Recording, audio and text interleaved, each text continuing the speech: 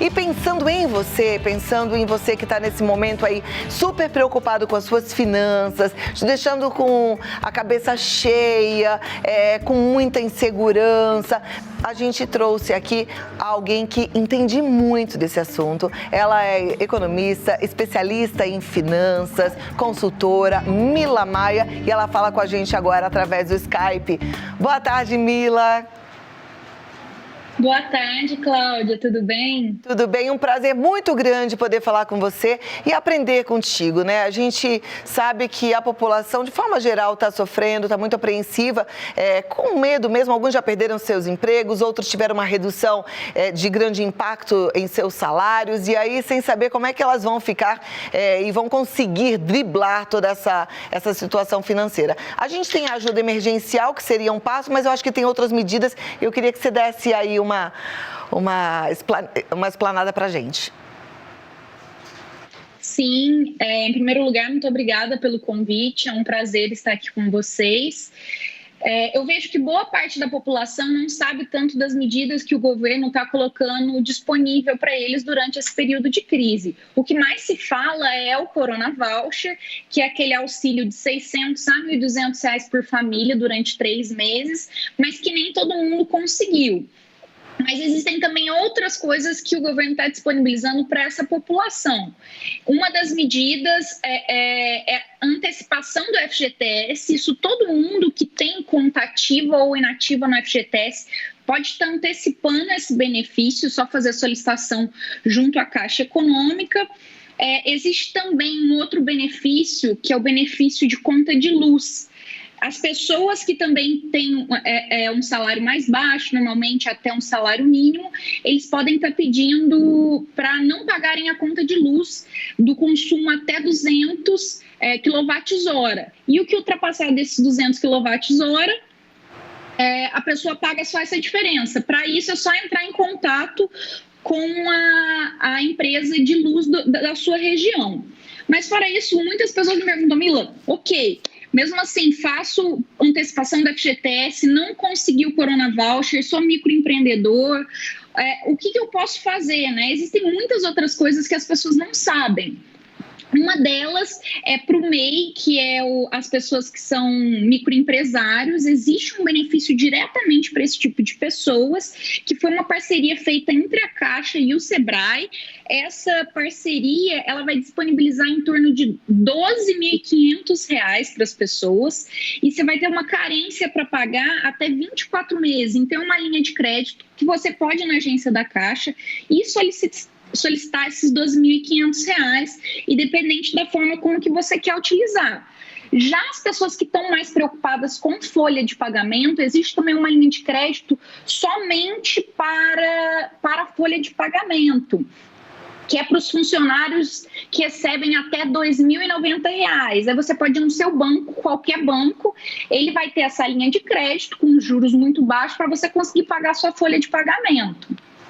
Fora isso, outras medidas que eu posso trazer aqui é que também para as pequenas e médias empresas vai ter uma redução da tributação das empresas que estão inscritas no Simples, no tipo de tributação simples dos meses de março, abril e maio, e também foi zerado toda o imposto de operação financeira, que é o IOF.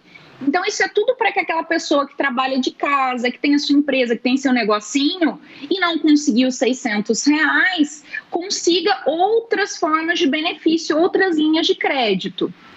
Perfeito. Eu fiquei com algumas dúvidas em relação à linha de crédito que você me falou aqui, até de R$ 12.500 para os microempreendedores. Você comentou sobre juros baixos na hora da folha de pagamento, mas juros baixos também nessa linha de crédito de R$ 2.500? E a gente está falando de juros de quanto? O que seria o baixo? Então, já na questão desses R$ 12.500, é em torno de R$ 3,75 os juros, mas para o financiamento da folha de pagamento, isso aí é uma linha que o governo está dando como se fosse uma carência de 2 meses para você pagar os seus funcionários, entendeu? Outro é como se fosse um financiamento e esse já é o outro, esse que eu falei dos bancos, que não é somente Caixa e Sebrae, esse daí é para todo empreendedor, ele tem uma carência de 2 meses, o outro é como se fosse um empréstimo. Perfeito. Para os empresários que estão dentro do Simples Nacional, você disse que existe aí a possibilidade de ter uma redução no quanto paga, é isso, no imposto? Mas e quem já pagou, por exemplo, você falou março, abril e maio. Quem já pagou março, vai ter isso retroativo? Como é que é? Vai. Na verdade, o que não é que você tem uma redução dos tributos, você tem uma prorrogação. Então, como esses são os meses críticos que muitos ficaram parados, não faz muito sentido a pessoa ter pagado tributo se o governo, na verdade, fez com que ele tivesse fechado o negócio. Então, existe essa prorrogação para o fim do ano. Então, caso a pessoa já tenha feito esse pagamento, vai ser retroativo para ela receber como um benefício, né? Perfeito. Agora, vamos pensar então nos outros, nos que são assalariados e tiveram seus cortes, redução drástica de salário. O que a gente pode fazer? Eu ouço muito vocês, economistas consultores, falando das pequenas economias. É verdade que essas pequenas economias fazem mesmo diferença lá no final? Fazem demais. Eu acho que em períodos de crise, o que a gente tem que ter foco é que existem oportunidades, surgem novas oportunidades. Então, muitas das pessoas estão dentro de casa, podendo, assim, fazer o que é sua comida em casa, já reduz bastante o gasto de comer fora, de pedir comida de aplicativo. Então, o cozinhar em casa para toda a família já é um benefício. Em questão de contas, como muita gente está dentro de casa, tomar cuidado com luzes acesas, gasto excessivo de ar-condicionado. Outra coisa também é que a gente ganha é a questão de transporte. Quase ninguém está gastando com transporte, seja transporte público, gasolina, ficamos dentro de casa. E eu acho que o principal, isso eu estou falando de contas básicas, mas tem muita gente que tem que continuar pagando escola de filhos, pagando outras coisas. O principal nesse momento é conversar, porque as pessoas também estão passando dificuldade. Então, entre em contato com a escola do seu filho, veja o que você pode fazer para postergar esse pagamento, converse com os seus fornecedores, se você tiver um negócio, converse com o seu patrão para ver o que ele pode fazer, se ele não está pagando o seu salário integral, que pelo menos ele pague um percentual do seu salário. Então, nesse momento que está todo mundo em crise em casa, a comunicação é muito importante. Então, não ficar somente fazendo o que deve ser feito. Mas antes de se endividar, entrar no cheque especial, fale com o seu gerente do banco, fale com as pessoas que você está fazendo os pagamentos. Então, acho que é para todo mundo se ajudar. Perfeito. Em relação ao cartão de crédito, que as pessoas acabam se apoiando nele e a gente sabe que isso é um risco, né? Conta para as pessoas aí o que você pensa sobre o uso do cartão de crédito. O uso do cartão de crédito é muito perigoso, principalmente no âmbito do parcelado. Então, eu tenho exemplos na minha família de pessoa que foi pagando o mínimo do cartão de crédito, porque começou a parcelar a conta e criou uma bola de neve.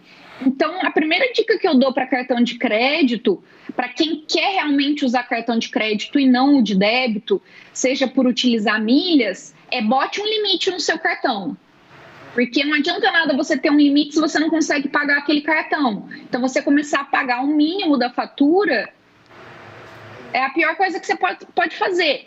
Então, quando se fala em finanças pessoais, é importante você sentar com a sua família, com quem seja que contribui para a receita e botar tudo no lápis.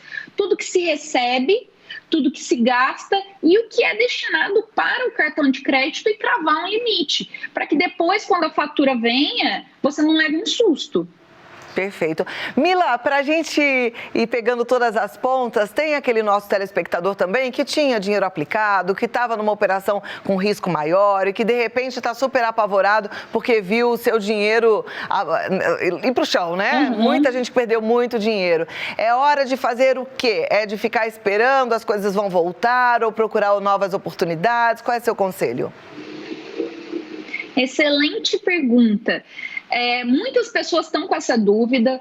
A minha explicação que eu dou sobre investimento, sempre quando as pessoas começam a investir, entenda o seu perfil de investidor. Se você é um investidor mais conservador ou mais arrojado. Então, se você já é conservador, você já tem que fazer os seus investimentos pensando que você não está disposto a sofrer variações, a sofrer risco.